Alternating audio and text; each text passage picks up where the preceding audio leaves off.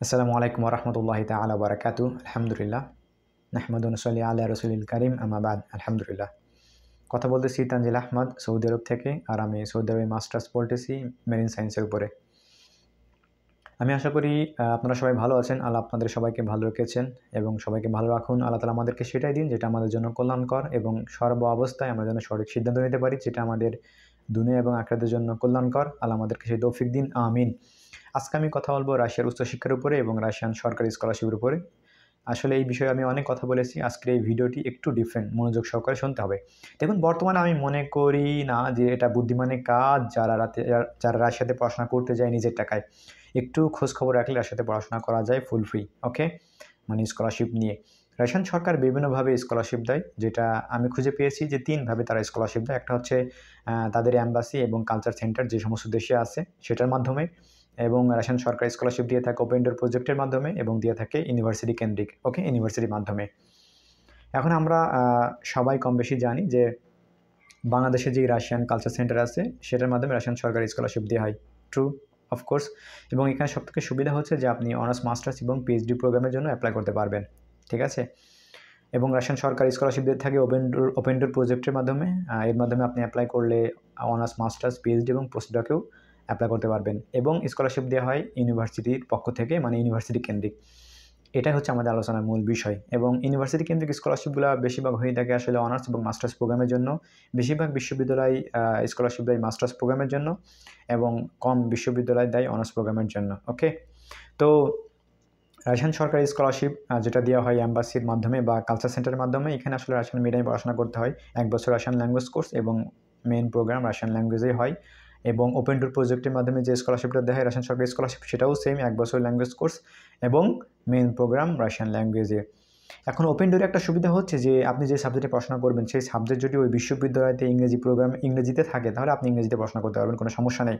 আপনি যদি চান আপনি শুধুমাত্র ইংরেজিতেই পড়বেন তাহলে আপনি রাশিয়ান ল্যাঙ্গুয়েজ কোর্স করবেন না, সেটাও পারবেন। আপনি যদি মনে করেন আমি রাশিয়ান ল্যাঙ্গুয়েজ কোর্স করবো বাট মেইন প্রোগ্রাম করবো ইংরেজিতে, সেটাও সম্ভব। বাট ওই বিশ্ববিদ্যালয়তে আপনার ওই প্রোগ্রামটা ইংরেজিতে থাকতে হবে, অফকোর্স, তাছাড়া সম্ভব নয়।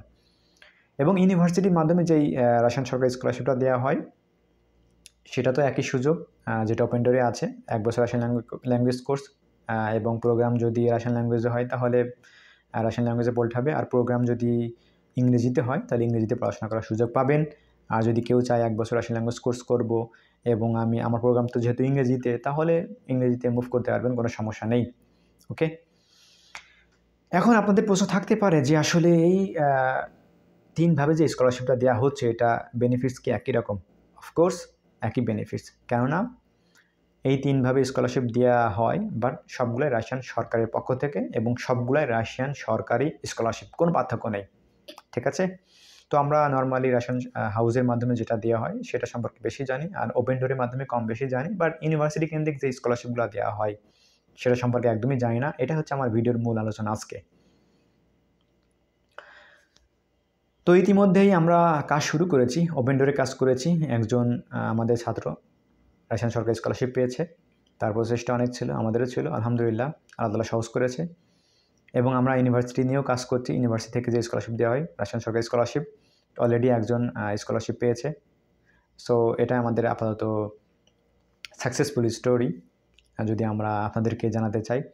এবং কয়েকটা বিশ্ববিদ্যালয়ে আমরা কাজ করতেছি। বর্তমানে আমরা কাজ করতেছি 4টা বিশ্ববিদ্যালয় নিয়ে। এবং আসলে 4টা বিশ্ববিদ্যালয়তে অনার্স প্রোগ্রাম নেই। 4টা বিশ্ববিদ্যালয়তে মাস্টার্স প্রোগ্রাম আছে, বাট 4টা বিশ্ববিদ্যালয়ে অনার্স প্রোগ্রাম নেই। মাত্র 2টা বিশ্ববিদ্যালয়তে অনার্স প্রোগ্রামের জন্য আবেদন গ্রহণ করা হচ্ছে।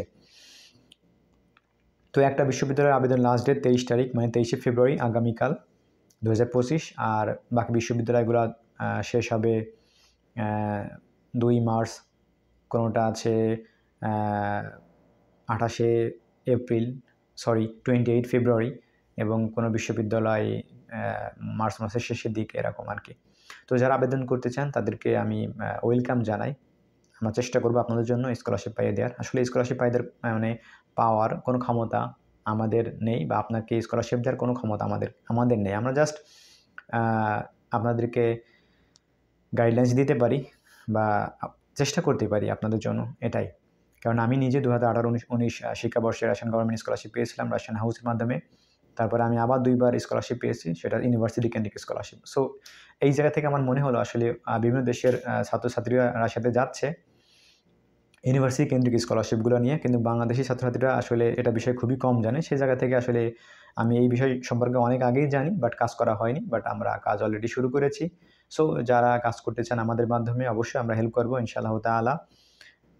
আর আমি আমার নিজের পরিচয় আসলে কখনো দিতে পছন্দ করিনি। তো নিজের পরিচয় দেওয়া লাগতেছে এই কারণে, যেহেতু আমরা কাজ করতেছি এখন। সো বিশ্বাস বা যেটা বলা যায় যে একজন অচেনা মানুষকে কিভাবে বিশ্বাস করব, সেই জায়গা থেকে আসলে আমার পরিচয়টা দেওয়ার প্রয়োজন হয়ে পড়েছে। অলরেডি আমাকে অনেকেই জিজ্ঞাসা করেছে, সেজন্য আমি আমার পরিচয়টা নিজে বললাম ভিডিওর প্রথমে। আর এই স্কলারশিপের সুবিধা হচ্ছে সেম, আপনাকে কোনো রকম পড়াশোনার কোনো খরচ দেওয়া লাগবে না, টিউশন ফি টোটালি ফ্রি, এবং প্রতি মাসে যেই টাকাটা দিবে সেটা হচ্ছে লিভিং কস্ট হয়ে যাবে। লিভিং কস্ট মানে অ্যাকোমোডেশন অনলি। এবং আমরা কাজ করতেছি মস্কো নিয়ে, সেন্ট পিটারবার্গ নিয়ে কাজ করতেছি, টমস্ক নিয়ে, বা আরও কিছু স্টেট আছে, এই সমস্ত স্টেটের বিশ্ববিদ্যালয় নিয়ে কাজ করতেছি। তো আপনারা চাইলে অবশ্যই আপনারা আবেদন করতে পারেন। আর স্কলারশিপের যে সুবিধা সেটা আমি যদি আরেকটু ডিটেলসে বলি, তাহলে টোটাল টিউশন ফি আপনি ফ্রি পাবেন, এবং আপনাকে প্রতি মাসে যেই টাকাটা দেওয়া হবে সেটা দিয়ে অ্যাকোমোডেশন কস্ট হয়ে যাবে, মানে হোস্টেল ফি কমপ্লিট হবে। এবং অনেক সময় দেখা যায় হোস্টেল ফি কম থাকে 700-800 রুবল, সেক্ষেত্রে আপনি বাকি টাকা দিয়ে মোবাইল কস্টটা কত হবে 300 বা 400 রুবল মোবাইল কস্ট হয়ে যাবে। অনেক সময় যাতায়াত খরচও হয়ে যেতে পারে হোস্টেল টু ইউনিভার্সিটি। ওকে, আবার অনেক হোস্টেল দেখা যাচ্ছে ইউনিভার্সিটির পাশে থাকে। সো ওভারঅল আপনার শুধু লাগবে হচ্ছে নিজের খাওয়া খরচটা। এখন রাশিয়াতে জব আছে কিনা, রাশিয়াতে জব অ্যাভেলেবেল, বাট যতটুকু আপনার প্রয়োজন, মানে আপনার নিজের খাওয়ার জন্য যেই টাকাটা প্রয়োজন আর কি, নিজের লিভিং কস্টের জন্য যে টাকা প্রয়োজন, এই টাকা আপনি জব করে নর্মালি ম্যানেজ করতে পারবেন।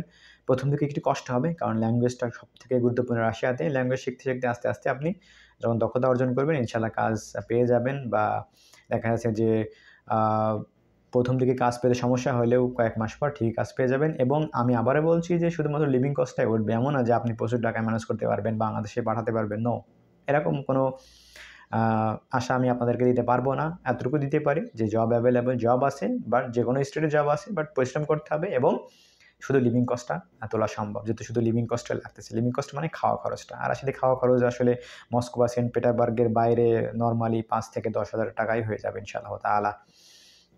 আর এটা তো নির্ভর করে আপনার উপরে কীভাবে আপনি খরচ করবেন। সো ডকুমেন্টস, আরেকটা সবথেকে গুরুত্বপূর্ণ বিষয় হচ্ছে যে রাশিয়ান কালচার সেন্টারের মাধ্যমে আবেদন করলে কি যেটা হয় আসলে, খরচ রাশিয়ান কালচার সেন্টারের মাধ্যমে যদি আপনি স্কলারশিপ পান, তাহলে খরচটা একটু বেশি হচ্ছে। আপনি যদি ইউনিভার্সিটি কেন্দ্রিক বা ওপেন ডোরের মাধ্যমে স্কলারশিপটা পান, রাশিয়ান সরকারি স্কলারশিপ, তাহলে আপনার খরচটা অনেক অনেক কম হবে, ঠিক আছে? এবং আপনার কোনো রকম ইন্টারভিউর জন্য রাশিয়ান হাউসে বা অ্যাম্বাসিতে যাওয়া লাগবে না। সব কিছু হবে অনলাইন ভিত্তিক, অনলাইন অ্যাপ্লিকেশন, যদি ইন্টারভিউ অনলাইনে হবে, পরীক্ষা যদি হয় অনলাইনে হবে, বাস। এবং আপনি ঘরে বসে সব কিছু কাজ কমপ্লিট করতে পারবেন। যখন তারা ইউনিভার্সিটি আপনাকে কনফার্ম করবে যে ঠিক আছে আপনি এলিজিবল রাশিয়ান সরকারি স্কলারশিপের জন্য, আপনাকে দেওয়া হলো, তখন থেকে আপনার প্রসেস সামনে যাবে। আপনার ডকুমেন্টসগুলো রাশিয়ান ল্যাঙ্গুয়েজে ট্রান্সলেট করা এবং ডকুমেন্টসগুলো সত্যায়িত করা, সব কিছু আপনি নিজে করতে পারবেন। এবং এই সব কিছুর জন্য আমার যেটা মনে হয় আসলে ভিসার আগ পর্যন্ত 30,000-এর বেশি খরচ হবে না, একটু কম বেশি হতে পারে বাংলাদেশি টাকা। আপনার ডকুমেন্টসগুলো সত্যায়িত করা বা ডকুমেন্টসগুলো রাশিয়ান ভাষায় ট্রান্সলেট করা বা ভিসা অ্যাপ্লিকেশন ফি সব মিলিয়ে মনে হয় সর্বোচ্চ 30,000 বা 30 থেকে 40,000-এর ভিতরে হবে। আর আপনার পরবর্তী যে খরচটা হবে সেটা হচ্ছে এয়ার ফেয়ার 70 বা 80 যেটাই লাগুক না কেন, বা 60, ওকে, সেটা আপনাকে বহন করা লাগবে। তো ওভারঅল বলা যায় যে 1 লক্ষ টাকা আমরা ধরতে পারি। 1 লক্ষ টাকা রাশিয়ায় পৌঁছানোর আগ পর্যন্ত আপনার খরচ হবে। কিন্তু যদি আপনি রাশিয়ান হাউসের মাধ্যমে, রাশিয়ান কালচার সেন্টারের মাধ্যমে স্কলারশিপ পান, রাশিয়ান সরকারি স্কলারশিপ, তাহলে আপনার একটু বেশি খরচ হবে, ওকে। সো আপনাকে যাওয়া লাগবে, আসা লাগবে। আমি এটা বলছি না যে আপনার রাশিয়ান কালচার সেন্টারের মাধ্যমে যাবেন না, বা রাশিয়ান কালচার সেন্টারের মাধ্যমে অ্যাপ্লাই করার দরকার নেই, না, আমি এটা বলতেছি না। আমি বলতেছি যে যারা রাশিয়ান কালচার সেন্টারের মাধ্যমে স্কলারশিপ পাননি, তারা ইউনিভার্সিটি স্কলারশিপ কী করেন, ট্রাই করতে পারেন, ওকে। কারণ ইউনিভার্সিটি স্কলারশিপ দিবে কি দিবে না সেটা তো আপনি কনফার্ম না। আর রাশিয়ান কালচার সেন্টারের মাধ্যমে আবেদন করলে দেখা যাচ্ছে যে, বা আপনার যদি প্রোফাইল ভালো থাকে, তাহলে চান্স হওয়ার পসিবিলিটি বেশি থাকে, ইউনিভার্সিটিতেও থাকবে। কিন্তু কখনোই ইউনিভার্সিটি কেন্দ্রিক এই সমস্ত সুবিধা পাওয়ার জন্য ইউনিভার্সিটি কেন্দ্রিক স্কলারশিপের উপরেই নির্ভর করা ঠিক নয়। আগে রাশিয়ান হাউসের মাধ্যমে স্কলারশিপ আবেদন করবেন, তারপর আবেদন করবেন ওপেন ডোরের মাধ্যমে, হ্যাঁ, তারপর আবেদন করবেন ইউনিভার্সিটির মাধ্যমে। সব মানে আপনি যদি রাশিয়ান হাউসে অ্যাপ্লাই করেন তাহলে ওপেন ডোরে অ্যাপ্লাই করতে পারবেন বা ইউনিভার্সিটি কেন্দ্রিক স্কলারশিপে অ্যাপ্লাই করতে পারবেন, কোনো সমস্যা নেই। বাট আপনাকে একটা স্কলারশিপ কনফার্ম করা লাগবে, যে কোনো ইউনিভার্সিটি থেকে হোক বা ওপেন ডোরের মাধ্যমে হোক বা রাশিয়ান কালচার সেন্টারের মাধ্যমে হোক, যে কোনো একটা স্কলারশিপ আপনার কনফার্ম করা লাগবে। আপনি 3টা একসাথে করতে পারবেন না, কারণ গভর্নমেন্ট ওয়েবসাইটে আপনাকে একবার রেজিস্ট্রেশন করার সুযোগ দেওয়া হবে। এজন্য আমি মনে করি আসলে একই সাথে 3টা জায়গায় আবেদন করা যায়, একই সাথে 2টাও আবেদন করা যায়। কিন্তু রাশিয়ান কালচার সেন্টারের মাধ্যমে আবেদন যেটা আগে শুরু হয় ওটা অবশ্যই করবেন। বাই দ্য বাই ইউনিভার্সিটি বা ওপেন ডোরের সুযোগ পেলে সেভাবে করবেন, এটাই। সো আমি আশা করি আপনাদেরকে বুঝাতে পেরেছি। আমার মনে হয় না আর কিছু বলার প্রয়োজন আছে। সহজ করুন আল্লাহ তাআলা আপনাদের জন্য, সহজ করুন আমার জন্য। বরকত দিক সব কিছুতেই, আর হালাল ইনকামেই বরকত আছে। আসসালামু আলাইকুম ওয়া রাহমাতুল্লাহি তাআলা ওয়া বারাকাতুহু।